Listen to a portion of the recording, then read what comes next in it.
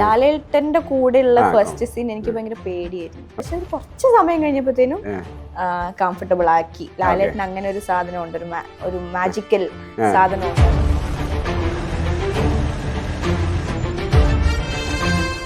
കുട്ടിച്ചാത്തനിലെ കുട്ടി അതിൽ ഇപ്പോഴും ട്രോൾ ചെയ്യുന്നൊരു സാധനമുണ്ട്.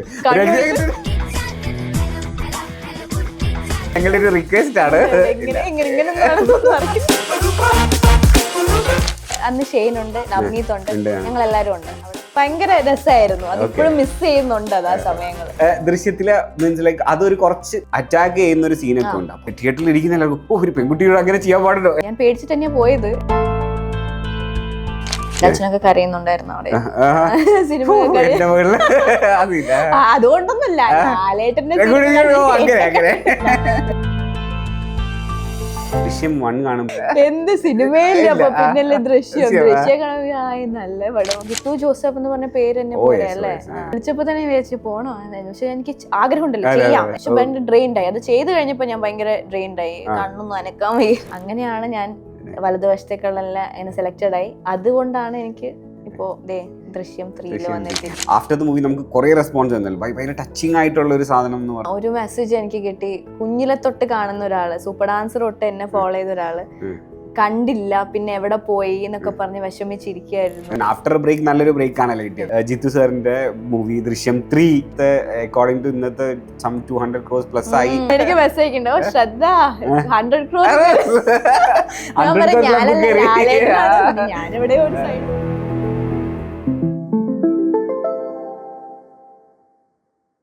ഹായ് ഹലോ ഗിലേറി വിഷൻ വ്യൂവേഴ്സ്. ഇന്ന് എനിക്കൊരു സ്പെഷ്യൽ ഗസ്റ്റ് ആണുള്ളത്. ഷീയേഴ്സ് നമുക്ക് വളരെ ചെറുപ്പകാലം മുതൽ നമ്മൾ കണ്ട് വളരെ പരിചയമുള്ള ഒരാളാണ്. ഇപ്പം ദൃശ്യം 3 പ്രസൻസ് കൊണ്ട് എല്ലാവർക്കും ഒരിക്കൽ കൂടി വാവ് ആ ഒരു മെമ്മറീസ് ഒക്കെ ഇങ്ങനെ വരുന്ന ഒരാൾ കൂടിയാണ്.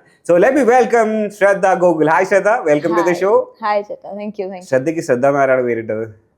അമ്മയാന്ന് തോന്നുന്നു. അമ്മയാണ്, പക്ഷെ കുറച്ച് അശ്രദ്ധ ഉണ്ടെന്നാണല്ലോ പറയണ. അമ്മ പറയണ വലിയ അശ്രദ്ധയാണ്.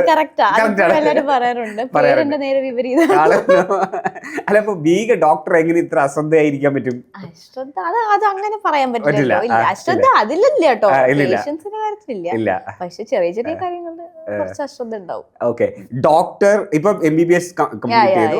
യു ആർ ഡൂയിങ് ഇന്റേൺഷിപ്പ് കഴിഞ്ഞു. അപ്പൊ ഓൾ ഓഫ് എ സഡൻ ദൃശ്യം 3 ഒരു പ്രസൻസ്, ഈ ഒരു മൊമെന്റ്, ഈ ഒരു ഫെയിം, ഇതെങ്ങനെ എൻജോയ് ചെയ്യുന്നു? എന്താ പറയാ, ഞാൻ ലിവിങ് മൈ ഡ്രീം എന്നൊക്കെ പറയുന്ന പോലെ കേട്ടോ ഇത്. ശരിക്കും ഞാൻ പ്രതീക്ഷിക്കാതെ എത്തിപ്പെട്ടതാണ് ദൃശ്യം 3 ഒരു ഡ്രീം പ്രോജക്റ്റില്. അപ്പോ അതിന്റെ റെസ്പോൺസ്, അതിൽ അഭിനയിച്ചു കഴിഞ്ഞപ്പോഴത്തേനും ഒരു സന്തോഷം ഉണ്ടായിരുന്നു. പക്ഷെ അത് ഇറങ്ങിയ ശേഷം ആൾക്കാരുടെ റെസ്പോൺസ് കാണുമ്പോൾ ശരിക്കും ഭയങ്കര സന്തോഷം. ഞാൻ ഇത്ര പ്രതീക്ഷിച്ചിരുന്നില്ല. അപ്പൊ ഇത്രയും റെസ്പോൺസ് കിട്ടിയാൽ ഐ എം വെരി ഹാപ്പി. എല്ലാവർക്കും അത്രയ്ക്ക് ഞാൻ ഇങ്ങനത്തെ മെസ്സേജസ് ഒന്നും വായിച്ചിട്ടില്ല. ഇൻസ്റ്റാഗ്രാമിൽ ഇങ്ങനെ ദിവസം പ്രതി ഇങ്ങനെ മെസ്സേജ് വന്നുകൊണ്ടേയിരിക്കുക. ഇങ്ങനെ കണ്ടു, ദൃശ്യത്തിലെ പെർഫോമൻസ് നന്നായിരുന്നു, സോ ഹാപ്പി, ഭയങ്കര സന്തോഷം. ഓക്കെ, അപ്പൊ ഫസ്റ്റ് തിങ് അതിന് മുന്നേ ഞങ്ങള് വലതുവശത്തെ കള്ളനിൽ also you add your presence. അപ്പൊ അതില് ഇങ്ങനെ പലരും അങ്ങ് ഐഡന്റിഫൈ ചെയ്യാൻ പറ്റുന്നില്ല, ഇത് ഈ കുട്ടി തന്നെയാണോ ഈ കുട്ടി എന്നുള്ളൊരു കൺഫ്യൂഷൻ പലർക്കും ഉണ്ടായിരുന്നു. പിന്നെ കൺഫ്യൂഷൻ ഓക്കെ സെറ്റായി, ഫോളോ ചെയ്യുന്ന എല്ലാവർക്കും ഒക്കെ മനസ്സിലായി തുടങ്ങി. ദെൻ കുറെ പേജസിലൊക്കെ വന്നു, ഇത് ആ കുട്ടി തന്നെയാണല്ലോ ഈ കുട്ടി അല്ലേ. അപ്പോ ഈ ഒരു ട്രാൻസിഷൻ ജേർണി ഉണ്ടല്ലോ, transition journey from like you are a dancer, പിന്നെ അത് കഴിഞ്ഞ് യു ഡിഡ് ഒരു സീരിയൽ വർക്ക് ചെയ്തു, then after that to movies. അപ്പം എപ്പോഴും എല്ലാവരും പറയും ഇങ്ങനെ ഒരു കരിയർ സെറ്റ് ആവുന്ന ഒരു കൂടുതലും എന്താ പറയുക, കുറച്ചും കൂടി ഒരു ഈസി പ്രൊഫഷനൊക്കെയാ ചൂസ് ചെയ്യുക. ഇത് നേരെ പോയി MBBS ചൂസ് ചെയ്യാനുണ്ടായ ഒരു കാരണം എന്താണ്? എനിക്ക് ആക്ച്വലി കുഞ്ഞിലെ എനിക്ക് ആരെ തലക്കേറ്റിയെന്ന് അറിയില്ല, അമ്മയാന്നാണ് എനിക്ക് തോന്നുന്നത്. അപ്പൊ കുഞ്ഞിലെ എന്നോട് ഇങ്ങനെ ആര് ചോദിച്ചാലും ഞാൻ പറയും എന്താകണം ചോദിച്ചാൽ ആക്ടർ, ഡാൻസർ, ഡോക്ടർ. എന്റെ മറ്റേ നമുക്ക് പണ്ട് തന്നെ പറയാ ഒരു ബുക്ക് ഉണ്ടായിരുന്നല്ലോ എല്ലാം എഴുതുന്നു. I don't remember what you call slam book. അതിനകത്ത് ഇങ്ങനെ ഫസ്റ്റ് പേജിൽ ഞാൻ തന്നെ എഴുതി എന്താ ഡോക്ടർ, ആക്ടർ, ഇങ്ങനെ ഇത് ആക്ടർ, ഡാൻസർ, ഡോക്ടർ. അപ്പൊ അന്ന് ആരോ കേറ്റിയ ഒരു സംഭവമാണ്. പക്ഷെ ഞാൻ കേറിയ ശേഷമാണ് മനസ്സിലാക്കിയത് അത് ഇത്രയും പറഞ്ഞിട്ട് എന്താ അറിയോ, ബയോളജിയാണ് കുഞ്ഞെ, എളുപ്പമാണ്. ബയോളജി എനിക്ക് ഇഷ്ടമായിരുന്നു, പക്ഷെ ബയോളജി അല്ല MBBS. ചെന്ന് പെട്ടു, എന്താ പറയാ, പഠിച്ച് തീർത്തു. പക്ഷെ ആ സമയത്ത് ഞാൻ ഇത് ഭയങ്കരമായിട്ട് മിസ് ചെയ്തിട്ടുണ്ടായിരുന്നു. ഞാനായിട്ട് എടുത്തൊരിതായതുകൊണ്ട് പിന്നെ പാതി വെച്ച് എനിക്ക് പറ്റില്ലല്ലോ. അതുകൊണ്ട് എങ്ങനെയൊക്കെയോ തീർത്തു. ഇന്റേൺഷിപ്പ് കംപ്ലീറ്റ് ചെയ്തു. അപ്പോ ആ സൈഡ് അമ്മയ്ക്കും അച്ഛനും ഹാപ്പിയാണ്. അല്ല, അവരെ ഹാപ്പിയാക്കി അവിടെ നിർത്തി.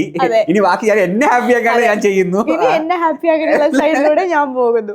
അവരല്ലെങ്കിൽ എന്നോട് പറഞ്ഞ ഒരു കാര്യമുള്ളൂ, നിനക്ക് ഇഷ്ടമുള്ളിടത്ത് എന്ത് വേണമെങ്കിലും ചെയ്യാം, പക്ഷെ യു നീഡ് എ ഡിഗ്രി. അതെന്തായാലും ഒരു സാധനം ഇല്ലാണ്ട് ഇറങ്ങരുത് ഫീൽഡിൽ എന്നാണ് പറഞ്ഞത്. എന്തായാലും അവരെ ഞാൻ ഹാപ്പിയാക്കി. ഇപ്പൊ എന്റെ സൈഡിൽ കൂടെ ഞാൻ കാല് വെച്ച് തുടങ്ങി. അത് എന്താ പറയാ, ഭയങ്കര ഫീലിംഗ് ട്രൂലി ബ്ലെസ്ഡ്. ഞാൻ ഒരിക്കലും പ്രതീക്ഷിക്കാത്ത ഒരു സാധനം കിട്ടിയതിന്റെ ഒരു കുഞ്ഞു കുട്ടീന്റെ ഹാപ്പിനെസ് എന്റെ മനസ്സിലുണ്ട് ഇപ്പോഴും. Very happy. Okay okay. So from Trivandrum, ഇപ്പം യുവർ മീൻസ് യൂഷ്വലി എല്ലാവരും പറയും when you are in a reality show, ഈ റിയാലിറ്റി ഷോയിൽ പാർട്ടിസിപ്പേറ്റ് ചെയ്ത പലരും who are there in the field, അവരുടെ ഒരു ഫൈനൽ എയിം എന്ന് പറയുന്നത് ഒബിയസ്ലി സിനിമയായിരിക്കും. ഓർ ഇറ്റ് ഇസ് ലൈക്ക് ഒരു കുറച്ചും കൂടി ഈസി പാത്താണ്. അപ്പോൾ എപ്പോഴെങ്കിലും അങ്ങനെ ഫീൽ ചെയ്തിട്ടുണ്ടോ? ഇല്ല, റിയാലിറ്റി ഷോ സമയത്ത് എനിക്ക് ഒന്നും അറിയില്ല, ഭയങ്കര കുഞ്ഞാ. അപ്പൊ എനിക്കിങ്ങനെ ആരോ എന്റെ ഒരു കസിനാന്ന് തോന്നുന്നു അതിന് അപ്ലൈ ചെയ്തിട്ട് ഞാൻ ആ റിയാലിറ്റി ഷോയിൽ പോകുന്നത്. അപ്പൊ ഞാൻ ബേസിക്കലി ഒരു ക്ലാസിക്കൽ ട്രെയിൻ ഡാൻസർ ആണ്. അവിടെ ആണെങ്കിൽ സിനിമാറ്റിക് കളിക്കണം, ഒന്നും അറിയില്ല. ഞാൻ പോയി, അന്ന് ഷെയ്ൻ ഉണ്ട്, നവനീത് ഉണ്ട്, ഞങ്ങൾ എല്ലാവരും ഉണ്ട്. അവിടെ പോയി എങ്ങനെയൊക്കെയോ സെലക്ട് ആവുന്നു, കളിക്കുന്നു. എപ്പോഴും കരച്ചില്ല. അന്ന് ഞാൻ സംസാരിക്കാൻ പോലും അറിയാത്തൊരു കുട്ടി, എന്നും കരച്ചില്ല, എലിമിനേഷൻ വരുന്നു, കരയുന്നു, ആ പരിപാടിയായിരുന്നു. പക്ഷെ അത് ശരിക്കും എനിക്ക് റിയാലിറ്റി ഷോ ഒരു ട്രോമ എന്ന് തന്നെ എനിക്ക് പറയാം. എനിക്കൊരു ട്രോമയായിരുന്നു. കാരണം ആ കുട്ടിക്കാലത്ത് നമുക്ക് ഭയങ്കര പ്രഷർ. ഞാൻ ഇപ്പോഴും എല്ലാവരോടും പറയും, ഡാൻസ് പഠിക്കുന്നെങ്കിൽ പഠിച്ചോ, പക്ഷെ ഇങ്ങനെ കോമ്പറ്റീഷന് പോകരുത്. കാരണം ഭയങ്കര ആ സമയത്ത് ഞാൻ അനുഭവിച്ച പ്രഷർ ഭയങ്കരമായിരുന്നു.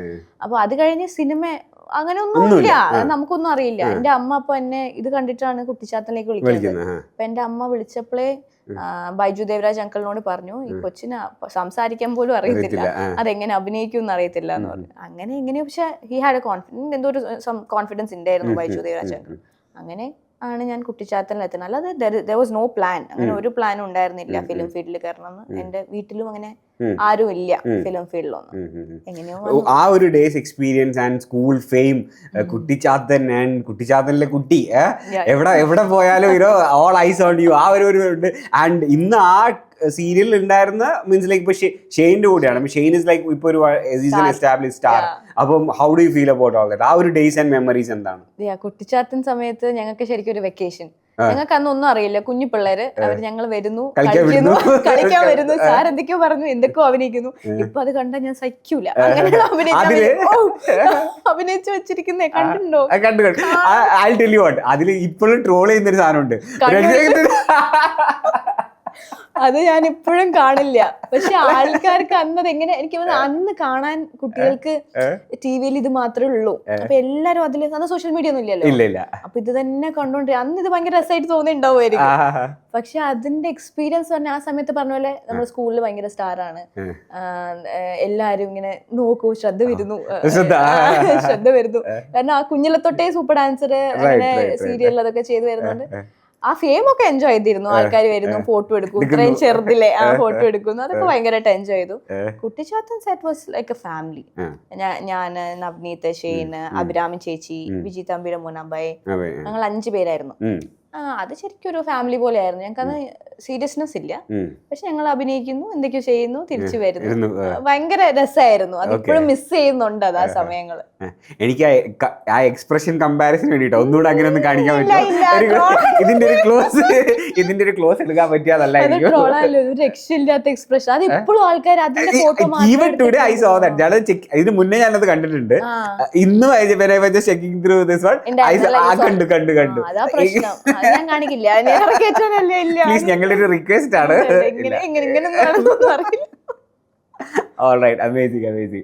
പിന്നെ അതിനുശേഷം ഇറ്റ്സ് ലൈക്ക് മൂവീസിന്റെ ചെറിയ ഭാഗമായി ഞാൻ പട്ടം പോലെ എന്ന് പറഞ്ഞ മൂവി ചെയ്തു. അഴകപ്പൻ സാറിന്റെ, കരുണാകരൻ അങ്കിൾ പ്രൊഡ്യൂസ് ചെയ്ത്. അതൊരു സീരിയൽ കണ്ടിട്ട് എന്നെ അതിലേക്ക് വിളിക്കണത്. അത് കഴിഞ്ഞിട്ടാണ് പിന്നെ ഒരു ബ്രേക്ക് വന്നു എനിക്ക്. മാളവികയുടെ സിസ്റ്റർ ആയിട്ട് മാളവിക മോഹൻ, മാളു ചേച്ചിന്റെ സിസ്റ്റർ ആയിട്ട് ദുൽഖർ. അത് കഴിഞ്ഞിട്ടാണ് പിന്നെ ഒരു ബ്രേക്ക് വന്നിട്ട് പിന്നെ പഠിക്കാമെന്ന് തീരുമാനിച്ചു. പക്ഷെ ആ സമയങ്ങളിൽ എന്റെ മനസ്സിലിങ്ങനെ അയ്യോ എല്ലാം പോയല്ലോ, ഈ സൈഡിൽ നിന്ന് എല്ലാം പോയല്ലോ. ഒബിയസ്ലി ലെറ്റ് മീ ആസ്ക്, ഇപ്പൊ എല്ലാരും പറയും, അതായത് നമ്മള് ഇറ്റ്സ് ലൈക്ക് നമുക്ക് ഇത്രയും അറ്റൻഷൻ ഉണ്ട്, നമുക്ക് wherever you go you are non, നമ്മൾ അറിയാം, സ്കൂളിലാണെങ്കിലും പെർഫോമർ ആണ്. അപ്പോൾ ഇവിടുന്ന് നമ്മൾ നേരെ പോയി ചെല്ലുന്നത് മറ്റേ ഒരു സിംഹത്തിന്റെ മടയിൽ എന്ന് പറഞ്ഞ പോലെ MBBS പഠിക്കാനാണ്. അതും ചില്ലറയൊന്നും പഠിച്ചാലും പോരാ, നന്നായിട്ട് പഠിക്കാനുണ്ട്. അപ്പോൾ have you ever felt that ആ ഒരു നമുക്ക് ഷോ ഇത് വേണമായിരുന്നോ എന്നൊരു ഫീൽ ഉണ്ടായിരുന്നോ, അതോ I M losing all this അല്ലേ, ഈ ഒരു ഫെയിമും ഈ ഒരു റെക്കഗ്നിഷൻ, ഓക്കെ ഇതൊന്നും സാരമില്ലെന്ന് നമ്മൾ പറയെങ്കിലും ഉള്ളിൻ്റെ ഉള്ളിലൊരു ചെറിയ വിഷമം ഉണ്ടാവുമല്ലോ. How did you get through ആ ഒരു കാലം? അതെ, എൻ്റെ ഒരു ഫ്രണ്ട് മാത്രമേ എൻ്റെ ഫ്രസ്ട്രേഷൻ ഒക്കെ കണ്ടിട്ടുള്ളൂ. പഠിക്കുന്ന സമയത്ത് ഞാൻ എന്നുവെച്ചാൽ നമുക്ക് വേറെ ഒന്നും ഫോക്കസ് ചെയ്യാനുള്ള സമയമില്ല അവിടെ. അപ്പൊ ഇങ്ങനെ പഠിച്ചുകൊണ്ടിരിക്കുമ്പോൾ എനിക്ക് മനസ്സിൽ, കാരണം ആ സമയം ഇൻസ്റ്റാഗ്രാം പോലും എനിക്കില്ല. അപ്പൊ ഞാനിങ്ങനെ നോക്കുമ്പോൾ എല്ലാവരും ഇൻസ്റ്റാഗ്രാമിൽ ബൂമ അത് ചെയ്യുന്നു, ഇത് ചെയ്യുന്നു, എല്ലാവരും അഭിനയിക്കുന്നു, ഡാൻസ് കളിക്കുന്നു, എനിക്ക് പക്ഷെ ഒന്നും പറ്റുന്നില്ല. അപ്പൊ അതിന്റെ ഒരു ഫ്രസ്ട്രേഷൻ എന്റെ മനസ്സിൽ എന്നും ഉണ്ടായിരുന്നു. പിന്നെ തിരിച്ചു വരാനുള്ള സാധനം ചാൻസസ് ഭയങ്കര കുറവായിരുന്നു. കാരണം ഇത്രയൊരു ഗ്യാപ്പ് എടുത്തിട്ട് തിരിച്ചു വരിക എന്ന് പറഞ്ഞു. പിന്നെ ഫിലിം ഫീൽഡിൽ അങ്ങനെ ആരും എനിക്ക് അറിയില്ല, അങ്ങനെ പെട്ടെന്ന് കയറി ചെല്ലാനോട് ഇടവില്ല എനിക്ക്. അപ്പൊ ഭയങ്കര സംശയമായിരുന്നു എങ്ങനെ വരും. എല്ലാരും കുറ്റത്താക്കാനായിട്ട് പറയും, ഇനിക്ക് നിന്നെ ആര് ഓർക്കാൻ, പോയിട്ട് എന്ത് ചെയ്യാനാ, ആരോർക്കാനാന്ന് പോയിക്കായിരുന്നു. എങ്ങനെയൊക്കെയോ ഇപ്പൊ വന്നു പെട്ടു. ഇപ്പൊ അതൊരു ശരിക്കും എങ്ങനെയാന്ന് ചോദിച്ചാൽ എനിക്ക് അറിയില്ല, എങ്ങനെയൊക്കെയോ വന്നത് ഇവിടെ ഇരിക്കണം. Amazing journey. So let us start. Jithu sir എങ്ങനെയാണ് ഐഡന്റിഫൈ ചെയ്തത്, എങ്ങനെയാണ് വലതുവശത്തെ കള്ളനിലേക്ക് എത്തിയത്? അതെന്റെ നെയ്ബർ ബൈജു അങ്കിളിന്റെ മോൻ അലൻ സാറിന്റെ AD ആയിട്ട് ഫസ്റ്റ് വർക്ക് ചെയ്യുന്ന മൂവിയാണെന്ന് തോന്നുന്നു വലതുവശത്തെ കള്ളൻ. അപ്പോൾ ഇങ്ങനെ ഒരു ഓഡിഷൻ ഉണ്ട്. അപ്പം എന്റെ അച്ഛൻ എപ്പോഴും ബൈജു അങ്കിളിനെ വിളിച്ച് പറയുന്നു, ഈ കൊച്ചിനെ അഭിനയിച്ചോളാൻ വയ്യ, ഭയങ്കര ശല്യമാണ് വീട്ടിൽ ഇരുന്ന്. അപ്പൊ ഞാൻ ഇങ്ങനെ പറയും, നിങ്ങൾ എന്നെ പഠിക്കാൻ വിട്ടതേ തീർന്ന് എനിക്ക് പഠിക്കാൻ ഇഷ്ടം ഉണ്ടായിരുന്നു, ഇത് എന്റെ കയ്യിൽ നിന്ന് പോയതിന്റെ ആ സങ്കടം എന്റെ മനസ്സിലപ്പോ ഉണ്ടായിരുന്നു. ഞാൻ പിന്നെ എല്ലാം പോയി, ഒന്നും കിട്ടുന്നില്ല, ഒരു സിനിമയിലെങ്കിലും അഭിനയിക്കാൻ പറ്റും. അങ്ങനെ ബൈജു അങ്കിളിനോട് പറഞ്ഞു അങ്ങനെ ബൈജു അങ്കിൾ ബിന്ദു ആന്റിയും കൂടെ അലനോട് പറഞ്ഞു. അങ്ങനെ അലൻ ഓഡിഷൻ ഉണ്ടായിരുന്നു. അപ്പോൾ ആ സമയത്ത് ഫോർച്ചുനേറ്റ്ലി ഞാൻ കൊച്ചിയിലുണ്ടായിരുന്നു. അങ്ങനെ പറഞ്ഞു, ഇന്നൊരു ഓഡിഷൻ ഉണ്ട്, അറ്റൻഡ് ചെയ്യണമെന്ന് പറഞ്ഞു. അങ്ങനെയാണ് ഞാൻ അറ്റൻഡ് ചെയ്യാൻ പോയത് വലതുവശത്തെ കള്ളന്റെ ഓഡിഷൻ. അപ്പൊ എല്ലാ ADs ഉണ്ടായിരുന്നു, എഡിറ്റർ ഉണ്ടായിരുന്നു, കുറെ പേരുണ്ടായിരുന്നു. അങ്ങനെ ചെയ്തു. എനിക്ക് ഹോപ്പൊന്നും ഉണ്ടായിരുന്നില്ല. ജിത്തു ജോസഫ്, അതെ. അപ്പൊ ഇത് വിളിച്ചപ്പോ തന്നെ വിചാരിച്ചു പോണോ, പക്ഷെ എനിക്ക് ആഗ്രഹം ഉണ്ടല്ലോ, ചെയ്യാം, എനിക്ക് ബെസ്റ്റ് കൊടുത്തിട്ട് തിരിച്ചു പോരാമെന്നായിരുന്നു. അങ്ങനെയാണ് ഞാൻ വലതുവശത്തേക്കുള്ള എന്നെ സെലക്റ്റഡ് ആയി. എന്നെ വിളിച്ചു, ലത്തീഫേട്ടൻ വിളിച്ചിട്ട് പറഞ്ഞു സെലക്റ്റഡ് ആണ്. അപ്പോ കുറച്ചേ ഉണ്ടാവുള്ളൂ. കിട്ടിയിരുന്നു. ഞാൻ പറഞ്ഞു ചെയ്യാൻ എന്തെങ്കിലും ഉണ്ട്, എളുപ്പം 2 ചെയ്യാനുണ്ട്, നല്ല ക്യാരക്ടറാണ്. എന്താ പറയാ, ഭയങ്കര ഹാപ്പി ആയി. ഇത്രയും ജിത്തു ജോസഫ് എന്ന് പറഞ്ഞ പേര് എന്നെ പോലെ അല്ലേ, അതില് ചെന്ന് പെട്ടു, അല്ല എത്തി, സന്തോഷം. അതുകൊണ്ടാണ് എനിക്ക് ഇപ്പോ ദൃശ്യം 3 വന്നെത്തി. അതിൽ ഒരു സീൻസ് ഉണ്ട്, ലൈക്ക് അതിലൊരു ഫുൾ ഒരു എന്താ വളരെ ഇമോഷണൽ ആയിട്ടുള്ള പെർഫോമൻസ് ആണ്. അപ്പോൾ ഇതൊരു ബ്രേക്ക് എടുത്ത് വരികയാണ്, നമ്മൾ ചെയ്യേണ്ട സാധനം കരഞ്ഞ് കുളിച്ച് അതല്ലേ ആ ഒരു സീനാണ്. അപ്പൊ എന്തായിരുന്നു ഒരു നെർവസ്നെസ്, ദൈവമേ ഇത് ശരിയാവോ, എത്ര ടേക്ക് പോയി ഉണ്ടായിരുന്നു. എനിക്ക് ഭയങ്കര പേടി ഉണ്ടായിരുന്നു. അപ്പൊ എനിക്ക് ആദ്യം ഇത് വായിക്കാൻ തന്നപ്പോഴത്തേനും ഞാൻ നോക്കുമ്പോ ഫുൾ സങ്കടമാണ്, ഫുൾ അതായത് പൊട്ടിക്കരയുന്നു. അപ്പൊ ഓരോ ഇതിൽ കൂടി വരുന്നു, പിന്നെ അത് അടക്കി പിടിക്കുന്നു. അപ്പൊ കുറച്ച് കൺട്രോൾഡ് ആവണം, ഓവറായിട്ട് ഇതാവാൻ പാടില്ല. അപ്പം സാറ് എന്നെ ഗൈഡ് ചെയ്തു, സാറും ഗൈഡ് ചെയ്തു, എല്ലാവരും ഗൈഡ് ചെയ്തു, ഇങ്ങനെ ചെയ്യണം. റിഹേഴ്സൽ ഉണ്ടായിരുന്നു. ബിജുവേട്ടൻ വാസ് വെരി സപ്പോർട്ടീവ്. എൻ്റെ കൂടെ ചെയ്ത പ്രിയ ചേച്ചി, അമ്മയായിട്ട് ഭയങ്കര സപ്പോർട്ട്, ഭയങ്കര ബ്രില്യൻ്റ് ആക്ടേഴ്സ് ആണ് അവർ രണ്ടുപേരും. അപ്പൊ അതുകൊണ്ടായിരിക്കും എങ്ങനെയൊക്കെയോ ഞാൻ ചെയ്തു. പക്ഷെ അത് കഴിഞ്ഞപ്പോഴത്തേനും എന്നോട് അർഫാസട്ട് വന്ന് പറഞ്ഞു, ഗുഡ് ഷോട്ട് ശ്രദ്ധ. ഭയങ്കര ഹാപ്പി ആയി. കാരണം അത് ഇച്ചിരി പാടായിരുന്നു ചെയ്യാനായിട്ട്. ആ സാധനം വരണമല്ലോ, ആൾക്കാർ ഇമോഷണലി നമ്മള് ഒരു ഈസി സീനും അല്ലല്ലോ. അതെ, പക്ഷെ ഭയങ്കര ഡ്രെയിൻഡ് ആയി. അത് ചെയ്ത് കഴിഞ്ഞപ്പോ ഞാൻ ഭയങ്കര ഡ്രെയിൻഡ് ആയി. കണ്ണൊന്നും അനക്കാൻ വയ്യ, ഫുൾ ടൈം അതില് കരയല്ലേ. അപ്പൊ ഭയങ്കര ഡ്രെയിൻഡ് ആയി. അത് കഴിയുമ്പോ ഫുൾ ടൈം ഞാൻ പ്രിയ ചേച്ചിക്കും കണ്ണുവേദനയും തലവേദനയും ഒക്കെ ആയിട്ട് ഇങ്ങനെ ഇരിക്കുവായിരുന്നു. ഫുൾ ടൈം ഗ്ലിസറിനിട്ട് നല്ല എക്സ്പീരിയൻസ് ആയിരുന്നു, ബ്യൂട്ടിഫുൾ എക്സ്പീരിയൻസ് ആയിരുന്നു. കാരണം തിരിച്ചു വരുന്നതിൽ ഇത്രയും പെർഫോം ചെയ്യാൻ കിട്ടിയത് തന്നെ വലിയ കാര്യം. ദൃശ്യം 1 കാണുമ്പോൾ ഏത് ക്ലാസ്സിലായിരുന്നു ഓർമ്മയുണ്ടോ? ഐ വാസ് ടു സ്മോൾ, എനിക്ക് ഓർമ്മയില്ല. നല്ല കുഞ്ഞായിരുന്നു. അതെ അതെ. അപ്പൊ വൈൽഡസ്റ്റ് ഡ്രീമിലില്ല, സിനിമയേ ഇല്ല. അപ്പൊ എന്ത് സിനിമയില്ല, അപ്പൊ പിന്നല്ലേ ദൃശ്യം കാണുമ്പോൾ നല്ല പടം അത്രേ ഉള്ളൂ. അല്ല, ദൃശ്യമൊന്നും എനിക്ക് തോന്നുന്നു എന്റെ മനസ്സിൽ അങ്ങനെ ചിന്തിച്ചിട്ടേ ഇല്ല ഞാൻ ദൃശ്യം പോലത്തെ ഒരു മൂവിയിൽ ഞാൻ എത്തിപ്പെടുന്നു. അത് വലതുവശ കള്ളം കഴിഞ്ഞിട്ട് പോലും ദൃശ്യം 3 ഉണ്ടെന്ന് പറഞ്ഞിട്ടും ഞാൻ ഹൗസിലേക്ക് ദൃശ്യം 3 ഉണ്ട് അത്രേ ഉള്ളൂ. അല്ലാണ്ട് എന്നെ വിളിക്കുന്നൊന്നും ഞാൻ ചിന്തിച്ചിട്ടേ ഇല്ല. ഇപ്പൊ ഈ ദൃശ്യം 3 റിലീസ് ചെയ്തിട്ട് ഇന്റേൺഷിപ്പിന് പോയായിരുന്നോ? ആ കഴിഞ്ഞായി പോകുന്നുണ്ടായിരുന്നു. എന്തായിരുന്നു ആരൊക്കെ എന്താ പറയാ എന്നെ സ്റ്റാർ അവർക്കൊക്കെ ഭയങ്കര, കാരണം ലാലേട്ടൻ എന്ന് പറയുന്നത് അല്ലേ. അപ്പൊ ലാലേട്ടന്റെ കൂടെ പിന്നെ ലാലേട്ടൻ്റെ സീനുണ്ടോ? ഞാൻ പറഞ്ഞ ഉണ്ട്. ലാലേട്ടനെ കണ്ടോ? ഞാൻ കണ്ടു. അപ്പൊ അവരുടെ ഹാപ്പിനെസ് കാണുമ്പോ ഞാൻ വെച്ചപ്പോ ഓക്കെ ഭയങ്കര ഹാപ്പി, എല്ലാരും ഭയങ്കര ഹാപ്പിയാണ്. ദൃശ്യം എങ്ങനെയാ പാരന്റ്സിന്റെ കൂടെയാണോ പോയി കണ്ടത്? ഞാൻ ക്രൂവിന്റെ കൂടെയല്ല കണ്ടത്, പാരന്റ്സിന്റെ കൂടെയാ കണ്ടത്. എന്റെ അച്ഛനൊക്കെ കരയുന്നുണ്ടായിരുന്നു അവിടെ സിനിമ. അതുകൊണ്ടൊന്നുമില്ല, ലാലേട്ടന്റെ സീനൊക്കെ കണ്ടിട്ടിരുന്നു കരയുന്നുണ്ടായിരുന്നു. ഇപ്പം ദൃശ്യത്തിലെ ആ ഒരു പെർഫോമൻസ് എന്ന് പറഞ്ഞാൽ ചിലപ്പോൾ കാണാത്തൊരു കുറച്ച് പേരുണ്ടാവും, പക്ഷെ തിയേറ്ററിൽ പോയി തീർച്ചയായിട്ടും കാണാം. ചെറിയ സ്പോയിലറുകളാണ്. അപ്പോൾ ദൃശ്യത്തിലെ മീൻസ് ലൈക്ക് അതൊരു കുറച്ച് ഭയങ്കര ഇന്റൻസ് അല്ല, എന്നാലും കുറച്ച് പെർഫോം ചെയ്യാനുള്ള സീൻ ആൻഡ് ഓൾസോ അതിൽ ആ ഒരു അറ്റാക്ക് ചെയ്യുന്ന ഒരു സീനൊക്കെ ഉണ്ട്. അപ്പൊ അതൊക്കെ തിയേറ്ററിൽ ഇരിക്കുന്ന എല്ലാവർക്കും ഒരു പെൺകുട്ടിയോട് അങ്ങനെ ചെയ്യാൻ പാടുണ്ടോ, അങ്ങനെ ലൈക്ക് തോട്ട്സ് ലൈക്ക് ദാറ്റ്. അപ്പൊ ആ ഒരു സീനൊക്കെ ആ ഒരു എക്സ്പീരിയൻസ് എങ്ങനെയാ? ഓക്കെ, ആ സീന് എനിക്ക് വായിക്കാൻ തന്നപ്പോഴത്തേനും എനിക്ക് മനസ്സിലായി അതിൽ കുറച്ച് ഇന്റൻസ് സീനാണ്. അത് ഷാജൻ ചേട്ടനാണ് ഓപ്പോസിറ്റ്. അപ്പൊ ഇത്രയും വലിയൊരു പെർഫോമർ. അപ്പൊ ഞാൻ പേടിച്ചിട്ട് തന്നെയാ പോയത്. എന്താ ചെയ്യേണ്ടതെന്ന് സാർ പറഞ്ഞു തന്നു കേട്ടോ. സാറിന്റെ എനിക്ക് ഏറ്റവും കൂടുതൽ എനിക്ക് ഹാപ്പിനെസ് ലൈക്ക് കംഫർട്ടബിൾ ആക്കിയെന്ന് വെച്ചാൽ സാർ കറക്റ്റ് ആയിട്ട് പറഞ്ഞുതരും. സാറിന് എന്താ വേണ്ടത്, ഇതാണ് ചെയ്യേണ്ടതെന്ന് പറഞ്ഞുതരും. അപ്പൊ നമുക്കൊരു ക്ലിയർ ഐഡിയ കിട്ടും. അത് ചെയ്യാൻ ആദ്യം ചേട്ടൻ ഇവിടെ ഇവിടെ ഇങ്ങനെ പിടിക്കുന്ന പോലെയാണല്ലോ.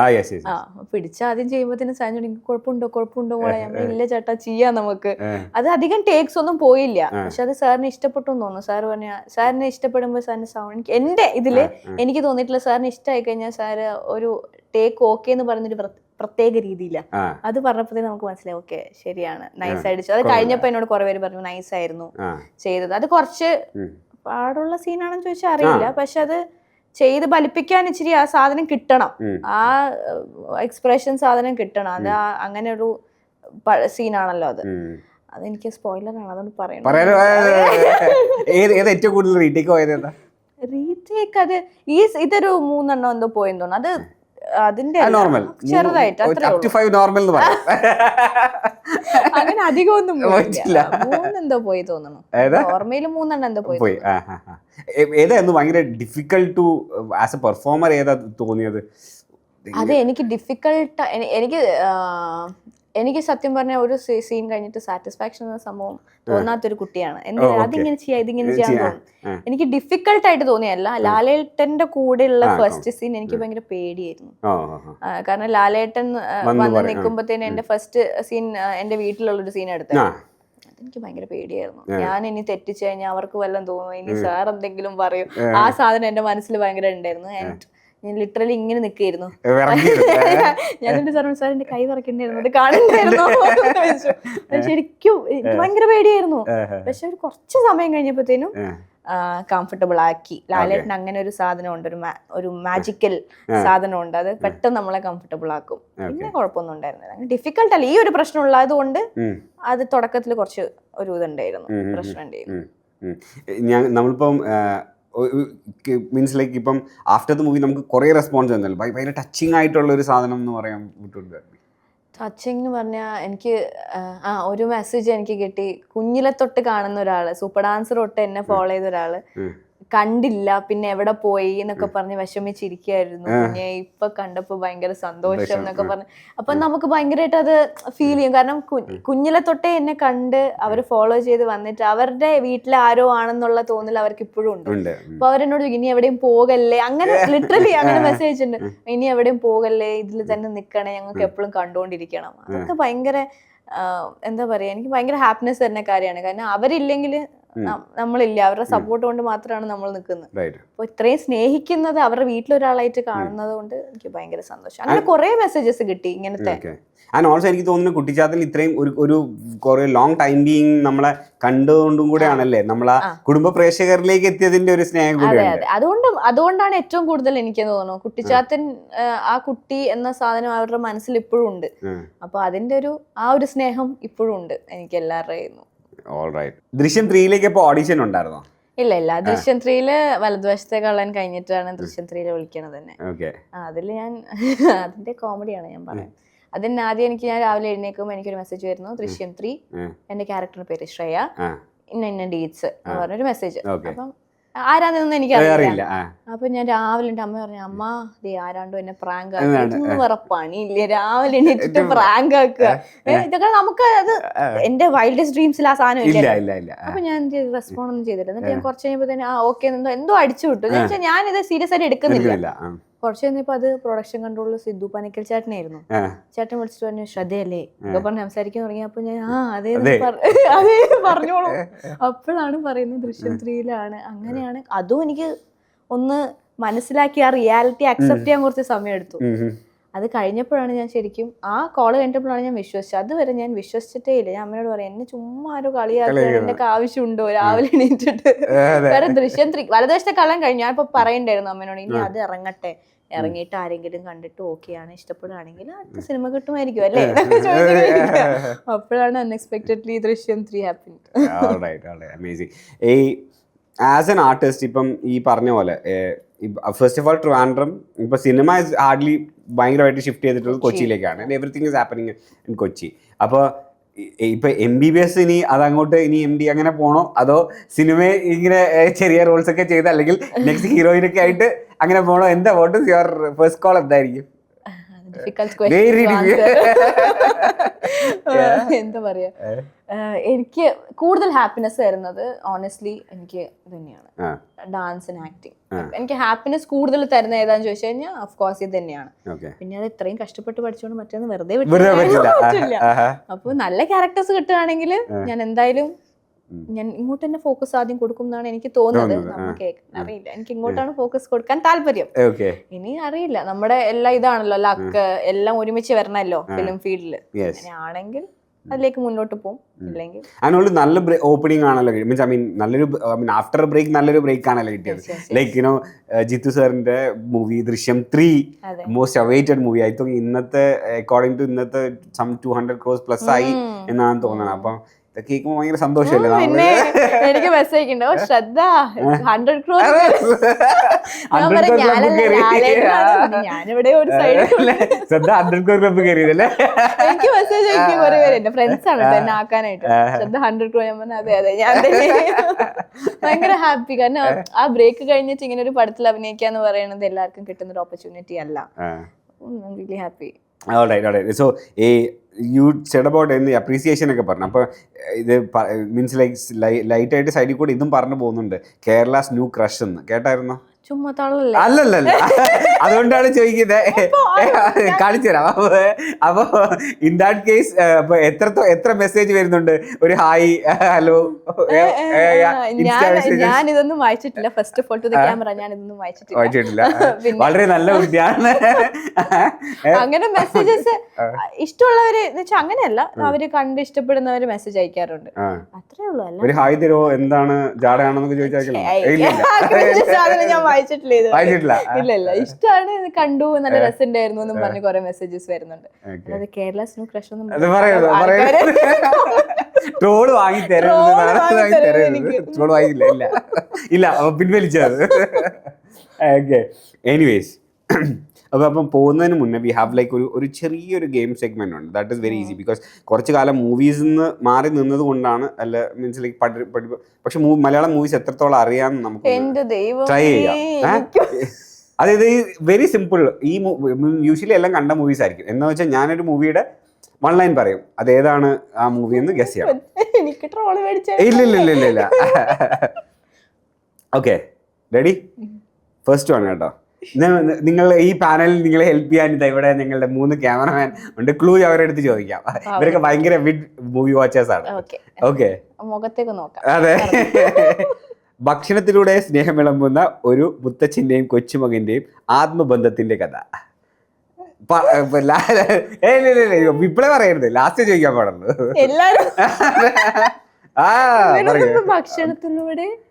ഭക്ഷണത്തിലൂടെ സ്നേഹം വിളമ്പുന്ന ഒരു മുത്തച്ഛന്റെയും കൊച്ചുമകന്റെയും. അവനെന്നെ ചതിച്ചു, അവനറിയില്ല. അത് ആരെങ്കിലും അവിടെ അറിയാം.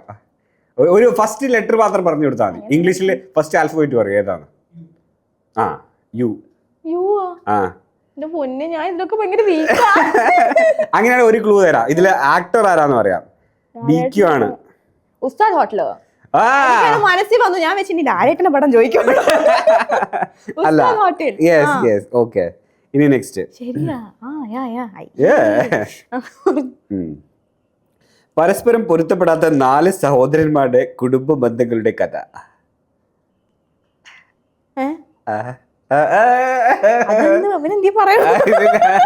അല്ല, 4 സഹോദരന്മാരുടെ അതേതാ പണ്ടത്തെ പടാ? അല്ലല്ല, എനിക്ക് വേറെ ഏതൊക്കെ പടിയാ ഓർമ്മ വരുന്നത്. ഇല്ല ഓർമ്മ വരുന്ന പടം പറയൂ. ഓർമ്മ വരുന്ന പടം പറയൂ. എല്ലാത്തിനും ക്ലൂ ഇല്ല. ക്ലൂ തരാൻ ഞാൻ പറയും. ഫസ്റ്റ് ട്രൈ ചെയ്തിട്ട് ക്ലൂ ചോദിക്കും. എന്തെന്നാ പരസ്പരം ഒരു മിനിറ്റ്, എവിടെ പോയി? ഓക്കെ. പരസ്പരം പൊരുത്തപ്പെടാത്ത 4 സഹോദരന്മാരുടെ കുടുംബ ബന്ധങ്ങളുടെ കഥ. അറിയില്ല. ക്ലൂ ഇവിടെ ആരോടെങ്കിലും ചോദിക്കൂ. ആർക്കും അറിയില്ല. പഴയ പടമല്ല. ഒരു ക്ലൂ കൂടെ തരാം. അല്ല. ആ ഫസ്റ്റ് ലെറ്റർ കെ. ശ്രീനാഥ് ബാസി പടത്തിലുണ്ട്. സൗവിക പടത്തിലുണ്ട്. സുഷിൻ ശ്യാമാണ് മ്യൂസിക്. ഇത്രയും ഒരു നൈറ്റ് ഉണ്ട് ആ പടത്തിൽ. എനിക്കിതൊക്കെ മനസ്സിലായി. അല്ല അല്ല, കുംബ്ലഗി നൈറ്റ്സ് റൈറ്റ് ആൻസർ. അപ്പൊ ടീമിനൊന്ന് ശ്രദ്ധ 0, അല്ല ശ്രദ്ധ 1. ഓക്കെ 1. ഓക്കെ അടുത്തത്. അതെ, അരുൺ എന്ന യുവാവിന്റെ കോളേജ് ജീവിതം മുതൽ വിവാഹം വരെയുള്ള വൈകാരിക നിമിഷങ്ങൾ. എനിക്ക് ഡയമണ്ട് നെക്ലസ് ആയിരുന്നു. ഹൃദയം. എനിക്കറിയാം. കുറ്റവാളികളെ പിടികൂടാൻ അതിർത്തികൾ കടന്നു പോകുന്ന ഒരു പോലീസ് സംഘത്തിന്റെ യാത്ര. കുറ്റവാളികളെയോ? കുറ്റവാളികളെ. ആരഭിനയിച്ചേ? അത് ഒന്ന് ആലോചിക്കേ. First clue ചോദിക്കല്ലേ. കുറ്റവാളികളെ പിടികൂടാൻ അതിർത്തി കടന്നു പോകുന്ന പോലീസ് സംഘത്തിന്റെ കഥയോ? ക്ലൂ വന്നിട്ടുണ്ടെങ്കിൽ കൂട്ടില്ല. അല്ല, സ്റ്റാർട്ടിങ് വിത്ത് കെ. വീണ്ടും കെ.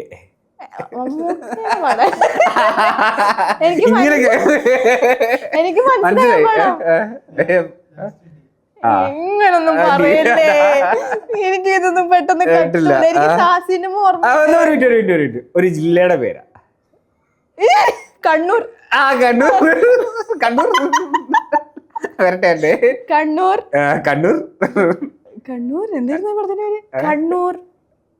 ഇതെന്താ?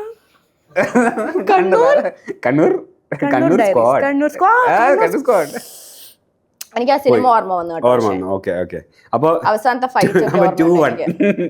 Okay next one. 2-1 അല്ല, ഹൃദയം പറഞ്ഞു. അപ്പൊ 2-2 ശരി. This is A very easy one. ഇത് അറിയില്ല എന്ന് പറയരുത്. ബാംഗ്ലൂരിലെ വിദ്യാർത്ഥികളുടെയും അവിടെയുള്ള അധോലോക നേതാവിന്റെയും അധോലോകനല്ല, ലോക്കൽ ഗ്യാങ്സ്റ്ററും തമ്മിലുള്ള ബന്ധത്തിന്റെ കഥ.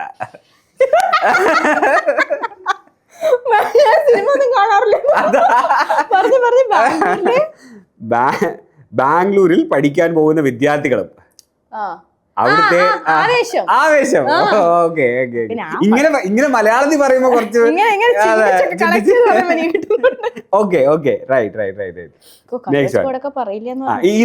ഇത് നോക്കൂ. കാഴ്ചയില്ലാത്ത പെൺകുട്ടിക്കായി നീതിക്ക് വേണ്ടി പോരാടുന്ന ഒരു വക്കീലിന്റെ ഓക്കെ. അങ്ങനെയാണെങ്കിൽ എളുപ്പമുള്ളത്. ഓക്കെ, ഇത് നോക്കാം. അഹങ്കാരിയും ആത്മാഭിമാനികളുമായ 2 വ്യക്തികൾ തമ്മിലുള്ള നിയമ പോരാട്ടത്തിന്റെ കഥ.